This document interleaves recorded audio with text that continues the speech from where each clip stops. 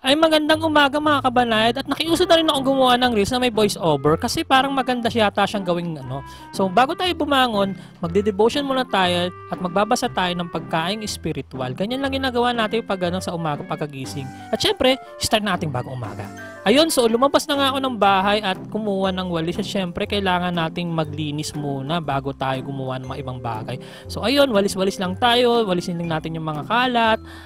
At ayun na nga, nagwalis-walis na nga ako dito. At syempre, malinis na ang ating papaligiran at ayos na ang ating umaga. At syempre, kukunin ko yung aking tumbler at kukuha ko ng tubig na malamig. Kaso yung pagkukuha ko ng tubig na malamig, napakalayo dahil dun pa sa bahay ng nanay ko.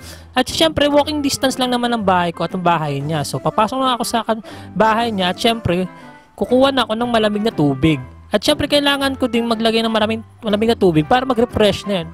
At syempre, bago tayo umalis, makikipagmingmingin muna tayo sa aking pusa. At yun, tapos na ako. Lumabas na ako ngayon sa bahay at babalik na ulit ako dun sa bahay na tinitiran ko. At syempre, ayun, kailangan natin muna magpahinga at ayun, magpe-prepare na ako para makapag-stream. So, pinuksan ko na yung aking computer upang mag-start ng stream. Syempre, mag-stream tayo ng Ragnarok. Ayan na.